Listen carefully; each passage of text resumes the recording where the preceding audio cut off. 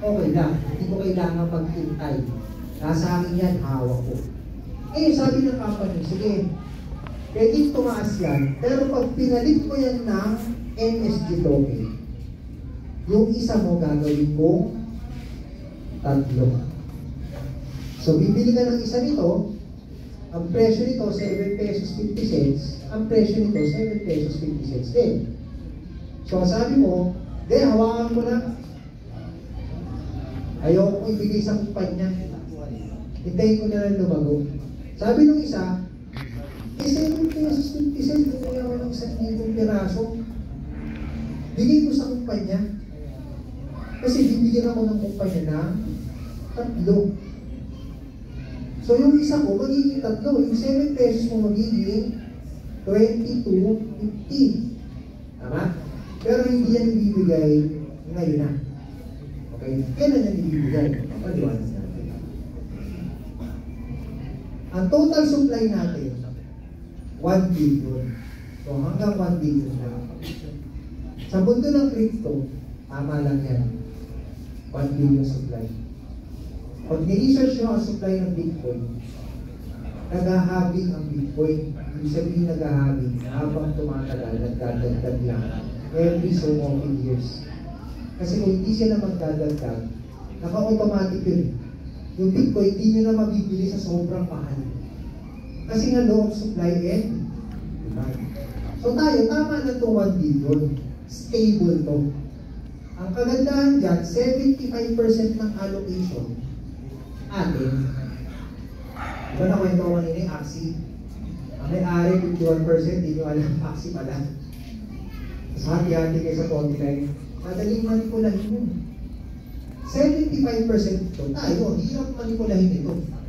Okay? Kasi 75% tayo ng pamilari. Walang isang tao dito na bigla pag nag-exit, gaglag tayo lahat. Alright. Okay. Ito na yun. Pero pang USDT, bibili ka nito sa G-Crypto. Ang presyo nito, kung ano ang dalat na presyo. Isang USDT is ngayon 56.65. Now, check ko. Papalit mo ng DNSG. Ngayon, pwedeng hawak mo lang yan. Pero sabi ng company, gagawin yung 3. Eh, di-release na natin. Diba? Gagawin ng 3 kasi binalik mo sa company, gagamitin niya sa Asterion, gagamitin niya sa HFX, gagamitin niya sa Marvel Capital, gagamitin niya sa ang company na meron tayo, Next Up. Pag tumubo yun, dahil kumita siya, ibigyan ka rin. Magkano iabot sa'yo ng company? Ito na. 0.75% a day. Pag binidro mo yung 0.75% a day, okay lang, bibili mo. Okay? So pag binidro mo yan araw-araw, it will take 134 days para mabawi mo yung kinasya mo. 134 days. Pero araw-araw ka nang binidro ng 0.75. Okay lang, safe ka. Okay. Araw-araw ka mag-withdraw, yung pinangako sa yung 3, 400 days yan. Pero araw-araw ka lang, withdraw. Okay? 400 days, yung 7 pesos 50 cents mo, magiging 22. Kung 10,000 yan, magiging 30,000. Kung 100,000 yan, magiging 300,000. Withdrawable every day. Okay? Pero sabi ng company ganito, Brian, bigyan ka na incentive, hindi ka pipilitin. Pag nakalimutan mo mag-withdraw ng isang araw, dadagdagan kita ng 0.01%. Monday, hindi ako nag-withdraw. 76%. 0.76. Tuesday, 0.77. 0.78. 0.79. Hindi ako nag-withdraw. Inabot tayo ng 30 days na hindi nag-withdraw. So, nadadagdagan yung porsyento ko. Tapos, since hindi mo nilalabas yung pera, nagpo-compound. Alam niyo yung compound, di ba? Yung interest, naging interest pa. Yun yung compounding. Diyan magagaling yung ating mga kaibigan galing India. Na nagpapautang. Kaya sila yung mayaman. Marami okay na lang ganyan. Yung compounding siya, di ba? Hindi ako makabayad. Okay lang. Gusto mo 10 days pa eh. Pero hindi mo alam pag nag-complete, magkakagulatan kayo sa kapil niya. Kung madaling ganyan, kasi ikaw hindi bayad dito eh. Interest niya, araw yan eh. Diba? 10 araw, hindi ikaw bayad. Meron ng compounding, nakakagulat. Diba? Yung talaga ng Chinese. Chinese nga tayo. Mga friends, pero napakagandang business model ko na. Okay, don't blame them. They're so smart. That's why they have a lot of money. Kaya maraming pera ito mga to. Ngayon, balik na rin natin. Tayo naman yun. I-compound natin. So, in 30 days, 30%. So, kung nagpasok ka ng 1,000, pwede mo na kunin yung 300 mo pesos. Kaya sabi mo, hindi, tuloy natin. Hindi mo na kunin. Kasi babalik ako sa 0.75 eh. Pag winidro mo kasi, babalik ka sa 0.75. Tuloy-tuloy natin. 60 days. 860 pesos sa 1,000 mo. Kunti na lang, Brian. Ganito na lang. In 90 days ko, hindi ko gagalawin. 90 days, 1,900 ang mabibili mo. Sobra-sobra ka na. Tapos, yung 100 mo, ay 1,000 mo, nasa loob pa ng system. Konti na lang. 19 days na lang, 300 na natin. So, yan yung business model. Compounding, increasing interest. If you want to withdraw daily, it's okay. Ngayon, in the middle of this, kahit saan po lang kalagitnaan, nakita nyo kalagitnaan na kailangan kayo ng pera. Kailangan ng pera. Gawin mo USDT, pasok mo sa Gcash mo, yung GTV mo, pasok sila. Walang problema. Pero kung nakumpleto mo, bibigyan ko kayo ng example. Ito ang plano. Hindi ko muna i-discuss to, no? Ito po yung mga ranking. So, pagka nag-i-invite kayo, hindi kayo abutin ng 109 days. Ako, yun yung kadalasan, mga 30 days lang ako. Pag nagpasok ako doon, 30 days, magta-times 3. Kasi meron tayong incentive bonus. Hindi siya on top of the 300. Binabawasan lang yan yung araw. Basta kukuha ko siya ng mas matalis. Okay? Papaliwanag ko na lang to next time. Pero kadalasan dyan, hindi ako lang kayo na sample. Yan. Kaya nito, ranking ng N4. Ito po yung ranking ng N4. Yan. Hindi po ito sa pinasok niya pera. Sa kinikita niya lang ito sa i-invite niya. In 30 days, nakakakuha siya ng 114,000 USD. That's about $10,000. $10,000 in 30 days. In 60 days, kano to? That's about almost $50,000. Medyo maganda siya. Okay? Pero saan natin pag-usapan yun? Doon muna tayo sa tayo lang. Yung hindi tayo nag-hintay. Pero pag gusto nyo mag-hintay, ikikwento ko sa inyo kung paano. So ito, this is the plan.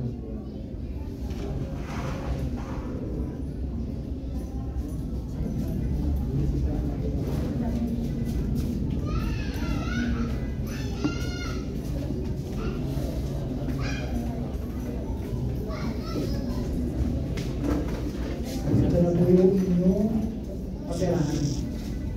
Ito lang po tayo. Pastor mo. Ay, dyan. Pwede na. Ito madali lang naman natin. Combination na lang ito. Chart. Search mo na.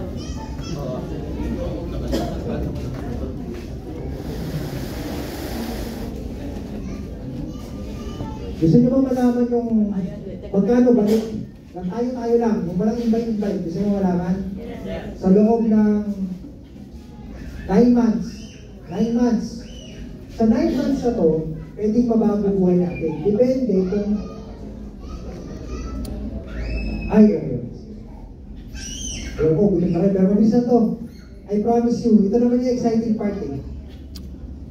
Hindi ko sinasabing 10,000 ang ilabas nyo ha. Ang sinasabi ko lang, this will change your life. 10,000. Kung magaan ang 10,000, okay. Kung hindi magaan, kahit mababa. 1,000, 500, nasa inyo. Okay, kasi yun nga yung sinasabi natin kanina.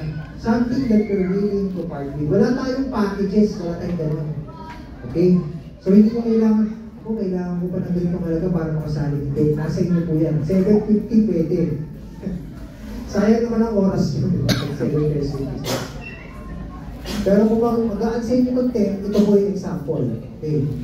So, 10,000, tatlong cycle. Ang isang cycle, 190s. Isang cycle. 10,000.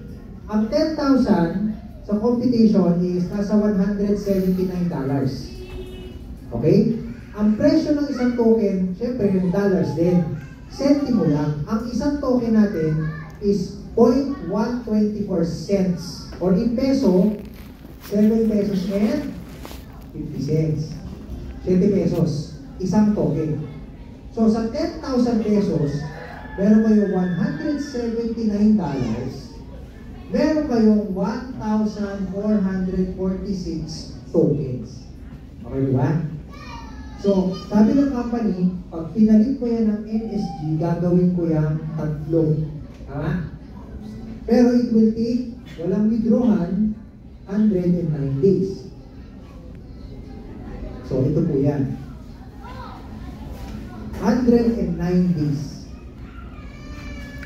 1,446 grows by 300 becomes 4,339.65 tokens. Ito po ang diskarte. Ang i-exit nyo, exit tayo, gawin natin pera pabalik. Huwag lahat. Alati lang. Magkano pinasok nyo? 1,400. Ang i-exit nyo, 2,100. Kita kayo ng kalahati. Pero gawin nyo na ang puhunan. Pero, yung kalahati, ipupuhunan natin. So, safe na? Sa isang cycle, okay na. Tumubo na tayo. Safe na. So, sa second cycle, meron kayo ipapasok na 2,169. Mas malaki sa una yung pinasok. Pero, pauwi na to. Yung kalahati nito, okay na din. Nakuha nyo na rin. So, ito, meron pa ba tayong risk dito? Wala na. Kasi puhunan na lang ito eh. Nandito na kami sa stage na to. Pangatlong cycle ko na kasi pang-apat na. Fourth ko na. So, nandun na lang ako sa cycle na okay lang. Diba? Ikot lang ng ikot. So, sa second cycle, ang gagawin nyo po, ganito.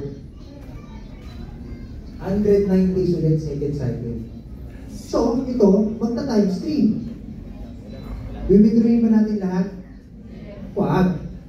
Sayang. Wala na kayo. Okay. Paano pag nalong? Kunin nyo yung kalahati. Tupo na lang yan. Wala nang puhunan yan eh. Yung kalahati, ibalik. Kasi kailangan natin member. Pag nag-exit kayo ng lahat, hindi na tayo member. Sayang, usap natin ngayon. Magtira kayo konti. Kahit di nga 150, kahit 100 lang itira nyo. Okay lang. Basta, walang iwanan. Okay? Kasi kailangan natin mag 60,000 members eh. So, reverse ka. Mas malaki sa una pinasok, tama? Mas malaki na ngayon. Third cycle tayo. Third cycle, malamang, tama-tama lang yan for logic. Third cycle, times 3, meron ka lang 9,764. Na kanina, 1,441 lang yun. Ngayon, naging 9,000 na. Pero ilang beses ka na nag-withdraw. Dalawang cycle na. Okay? Exit na ba natin to? Exit natin kung na-launch. Why? Kasi pag na-launch to, i-save na to. Coin na tayo, trading na. Ito na ang nakuha mo. Diba? Nakuha mo na to. Tama? Nakuha mo na to eh. Ito na lang natitira.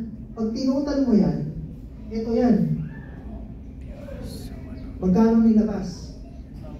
Ang risk, 109 days. Actually, walang 109 days ang risk mo eh. Kasi sa totoo lang, in 45 days, ROI kayo eh. Pwede nyo lang ROI. Yung nga, balik sa 0.75. Pero okay na. Wala nang pinuhunan, gawin mo na eh. Diba? Yun lang naman ang kagandahan ng token. Bibihira kasi talaga ang nag-o-offer ng legit na token. Okay. So, pag nag-launch tayo, ito hindi ito imposible kasi pangalawang project na ito ng company. Yung BTC was launched last year. So, second project na ng company. So, may track record ng company na nag-launch na tayo. If we launch it again, they're just doing another project. Okay? If they do another project, after nito, another project na naman tayo. Kaya mabilis ito ngayon kasi yung unang sumali sa BTC, sila rin yung sumali dito. Kaya ang bilis lumago. Usually, this will take 3 years. Kaso tayo, baka it may take lang 2 years or less. Kasi yung unang project, sila lang, dumagdag lang tayo mga Pilipino. Malaysia, Europe, Canada, Australia, bago lang ang Japan, bago lang ang Pilipinas. Indonesia, matagal. So, 56.34 exchange rate, sila. Kung lahat binibidyo, hindi lalaki. Your risk is about 45 days. If you want to take bigger risk, 109 days. But then again, sabi ko nga, nothing ventured, nothing gained. Yung sinasabi. So, yan. Maraming salamat po.